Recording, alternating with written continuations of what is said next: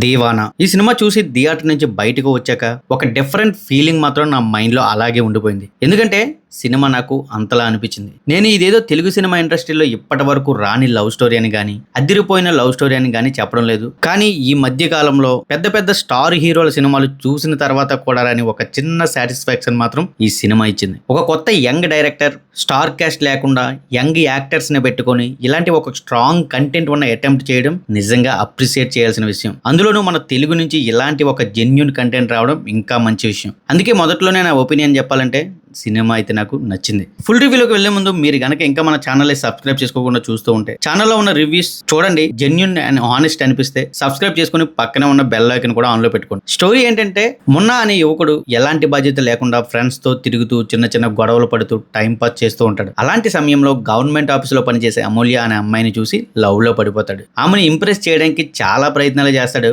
కానీ అమూల్య మాత్రం అతని ప్రేమని యాక్సెప్ట్ చేయదు. ఆ తర్వాత ఏమైంది, మున్నా జీవితంలో ఎలాంటి చేంజెస్ వచ్చాయి, అతని ప్రేమ సక్సెస్ అయిందా లేదా, ఇవన్నీ కూడా మీరు థియేటర్లోనే చూడాలి. ప్లస్ పాయింట్స్, ఈ సినిమాకి బిగ్గెస్ట్ స్ట్రెంత్ అంటే రైటింగ్ అనే చెప్పాలి. సినిమాలో వచ్చే ఆల్మోస్ట్ ప్రతి క్యారెక్టర్ కి ఒక పర్పస్ ఉంటుంది, ఎవ్వరు వేస్ట్ అనిపించరు. అందుకే సినిమా కంప్లీట్ ఫీలింగ్ అయితే ఇచ్చింది. హీరో హర్షిత్ రెడ్డి పెర్ఫార్మెన్స్ గురించి ప్రత్యేకంగా చెప్పాలి. క్రేజీ లవర్ పాత్రలో చాలా న్యాచురల్ గా నటించాడు. కొన్ని ఎమోషనల్ సీన్స్ అయితే నిజంగానే హార్ట్ టచింగ్ అనిపిస్తాయి, అంత బాగా యాక్ట్ చేశాడు. అండ్ అలాగే డైరెక్టర్ హీరోయిన్ స్నేహ క్యారెక్టర్ కూడా చాలా బాగా రాసుకున్నారు. ఆమె ఫీలింగ్స్, కాన్ఫ్లిక్ట్స్ ఆడియన్స్ కి చాలా ఈజీగా కనెక్ట్ అవుతాయి. సెకండ్ హాఫ్ అయితే ఈ సినిమాకి మేజర్ హైలైట్ అని చెప్పాలి. ఫస్ట్ హాఫ్ సెటప్ చేసిన చాలా విషయాలకు సెకండ్ హాఫ్ లోనే ప్లే ఆఫ్స్ ఇస్తారు. అవన్నీ కూడా బాగా వర్కౌట్ అయ్యాయి. Emotional scenes, fun moments, father son bonding, friendship track అన్ని ఒకటని కాదు ప్రతిదీ కూడా వర్క్ అయింది. దానికి తోడు మ్యూజిక్ కూడా సూపర్ గా సెట్ అయింది సినిమాకి. Particularly background score and rap songs కొన్ని సీన్స్ ని నెక్స్ట్ లెవెల్ కి తీసుకెళ్లే అని చెప్పాలి. సినిమాటోగ్రఫీ కూడా చాలా రియలిస్టిక్ గా ఉంది. రియల్ లొకేషన్స్ లో తీసిన ఫీల్ ని బాగా తీసుకొచ్చాయి. ఇకపోతే ఈ సినిమాలో ఏమైనా మైనస్ లో ఉన్నాయంటే,